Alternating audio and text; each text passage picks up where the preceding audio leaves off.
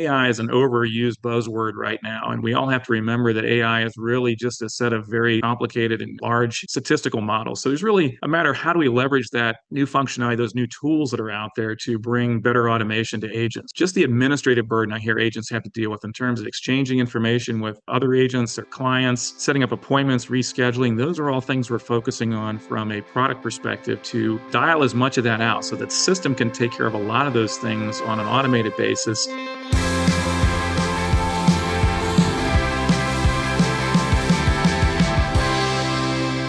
Hey guys, welcome back to the Triangle Real Estate Podcast. I'm your host, Matt Fagioli, and today my guest is Scott Fisher, who's the CEO at SentriLock.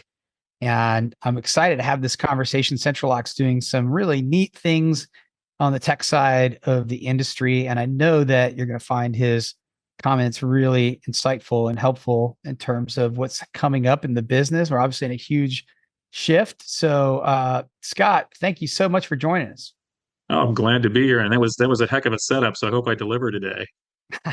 Oh, well, I know from my research that you have been in the industry for a long time and that you are one of the original innovators I would say the last, the 20 years that is the tech season of the real estate industry. And so I know that you have probably lots to share with us about what's happening in the space, what's going to be new for 2024, both from SentriLock's perspective and then also, just across the industry. So, if you wouldn't mind, can you give us just a little bit of background? I just spoke to it a little bit, but how long have you been doing this, Scott? So my background actually goes back almost 30 years. So originally, I'd go back to the days when MLSs were just putting their stuff online. Computers were just becoming a thing with the transition away from books, if you can imagine. I remember the days when they were still publishing books for listings. So I've seen the whole run, and primarily the start was kind of an accidental introduction on the software side, providing software to real estate agents to allow their PCs to access the multiple listing service over a first dial-up, of course, which a lot of people won't even know what's dial-up. But even my kids sit there and question about what that is. But and then, of course, the transition to the internet, which then magically led us into the lockbox space. And I could, over a couple of beers, I could give you the long history. But suffice to say that been involved in the real estate technology side since about 1992. So that dates me pretty significantly, but I've seen obviously a whole lot of transition and change in the industry as we navigated all the automation and tech that's been brought to bear. Wow. Yeah. Thank you for that. That does take it all the way back to the beginning. And I'm curious a little bit about when did the lockbox become a thing, and what did it look like? What did the business look like at that point? What got you into it?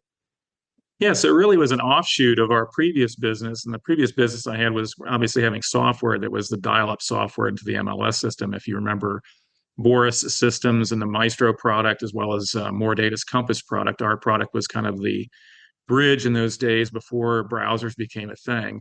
And during that period, one of my partners had started up an engineering rapid prototyping firm. And this is before 3D printers were, you could buy them for $69 at the Walmart. 3D printers were $750,000, and they were very expensive, very costly to operate. But they had an engineering firm, and we saw an opportunity in the lockbox space to provide competition because at that time there was only one provider, and we saw there was a huge market and opportunity to really kind of innovate in that space. And so we took it, and that was in 2001. And then in 2002, NAR became interested in us and said, hey, you can bring an alternative solution to our members. And signed a joint venture with them, and then they became majority owners of the company in 2002. And here we are, literally 20 years later, still cranking along with probably 37, 38% of the market using our product. Wow. Yeah, I was a realtor running a team starting in '03, and it was like the age of the Palm Pilot. It seemed like that device unlocked that excuse the pun, that moment. Was there a direct sync like that where those devices made it possible, or was it before that and you were using some kind of code box or something? Yeah, so before that, and part of the challenge of entering the space was our competitor had a lot of patents around various technologies and relating to lockboxes because they've been doing it a long time. And so for us, the opportunity was to use smart card technology initially as our access method. And that was something that we we still have a few users using it, believe it or not. Not a lot, probably a couple thousand out there that still love the cards. And we've transitioned, obviously, the technology as patents expired and things change in the industry over the mobile technology, which is, of course, a great enabler for real estate agents. The ability to run around with pretty much the entire MLS on your phone and be able to do anything you want to do is obviously quite a shift from where it was 20 years ago when Palm Pilots are just starting to download some of the MLS data into them, and that was kind of the transition point. But our product was, for a lot of reasons, heavy based on different technology for the interim. But we obviously knew that the mobile technology was going to be the absolute way to deliver that service going forward. Mm. Well, so let's fast forward all the way to current. I mean, there's been massive changes, but one of the things that seems interesting from the outside looking in at SentriLock is how innovative you guys have been in terms of not only the lockbox itself, but just the overall experience of agents and brokers, and I guess to some extent the consumer. Can you speak a little bit about where SentriLock is in all of that, and what you think is coming? Maybe is coming in the next year. Yeah, so I think one of the key things that's been very important with our relationship with NAR as our owner is that they have enabled us and in fact told us continue to deliver, amazing products and services for our members. We don't need your money, we don't need dividends, and they have plenty of that through their other operations they have. So it really has enabled us to continue to innovate over the last 20 years. And if you look at the technologies we brought forth, we continually are doing R&D on new things, new features, new services. The biggest thing, obviously, in the last 18 months, 2 years, was bringing an entire showing service to bear on the Lockbox solution, making sure that we had a fully integrated solution out there. So our job has been to continue to innovate, and you're going to see that innovation continue forward for as long as I'm around, for sure. And that innovation is really key, I think, for members, because we're always trying to look at finding ways to make our technology A, less invasive, B, operate better, and C, provide value to members to really kind of take some of the administrative burden of what they do day to day.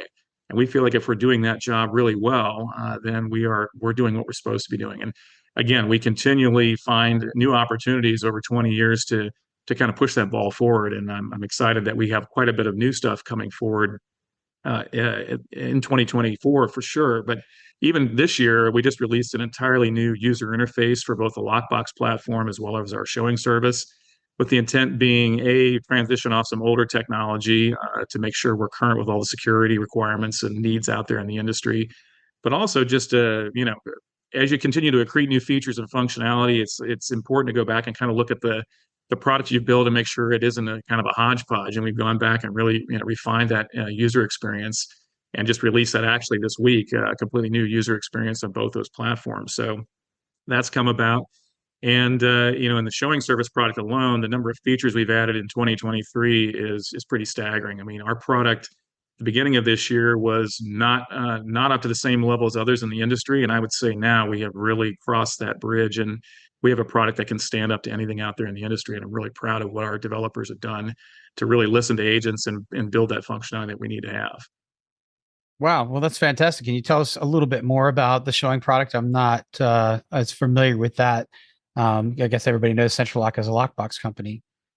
Yeah, so our intent with the showing product was obviously lockboxes and access to properties go hand in hand, like peanut butter and jelly or peanut butter and chocolate, if you like that better, with the showing and scheduling appointment side of the business. So about 4 years ago, our board of directors agreed with us on our internal analysis that said, look, if we bring a combined solution together, that brings a great set of functionality for agents to use out in the field and obviously brings some more value to the solution we have. So we decided to invest in that and build that product.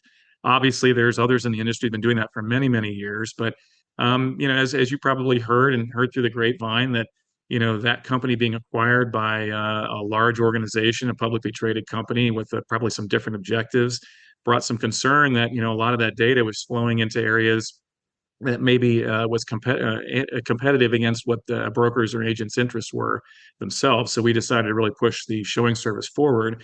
And today we have a product that's fully integrated. The Lockbox solution and the showing scheduling appointment stuff work hand in hand. Same platform, same mobile app, makes it very easy to schedule appointments, provide access, provide reporting to clients as needed, all together in a single package at a very competitive cost to what's out there in the industry today.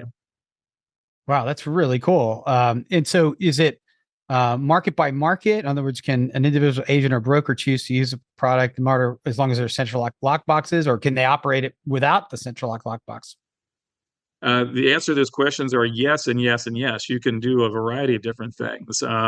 We have some markets where MLSs are adopting our product for their entire customer base and allowing them to use. Some MLSs are looking for providing a platform by which they can have multiple showing services available kind of a la carte for their members. Working with a large MLS in the east part of the U.S. right now and delivering a solution that allows them to do that. There's been a couple of them, Sierra MLS, MRED, and Bright are all been looking for rolling out new showing services through their showing hub, which we're going to be supporting. So those things will all provide choice to agents, associations, and MLSs, depending on how they want to deploy a service. They can do it in different ways, whether they want competition and let the best product win, that's fine. Or if they want to adopt a platform-wide, area-wide, or geographic area-wide solution, they can do that as well. Wow, that's really slick. And, obviously Triangle and lots of other MLSs are offering those kinds of competitive choices on the MLS solution. And it makes perfect sense that it would follow along for showings and lockboxes as well. So it's exciting to hear that that's all coming down.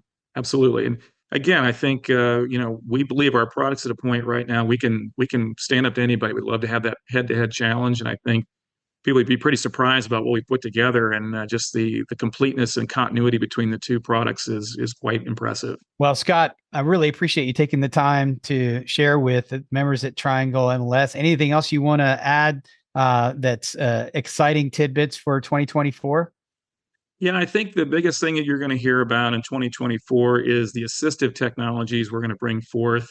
You hear AI a lot out in the industry, and AI is an overused buzzword right now. And we all have to remember that AI is really just a set of very complicated and large statistical models. So there's really a matter of how do we leverage that new functionality, those new tools that are out there to bring better automation to agents. For example, just the administrative burden I hear agents have to deal with in terms of exchanging information with other agents, their clients, setting up appointments, rescheduling. Those are all things we're focusing on from a product perspective to dial as much of that out so that system can take care of a lot of those things on an automated basis. It really frees the agent up to have a little bit more of their life back. And I know a lot of agents tell me that they work from sun up to probably the time they put their head down on their pillow and put their phone next to their bed. But we're trying to find some relief for them as well and bringing better solutions that really work with them versus maybe to other ends that may not be in their best interest. So those are things you're going to see in 2024 from us, some really innovative solutions that bring a lot of functionality to agents without a lot of work.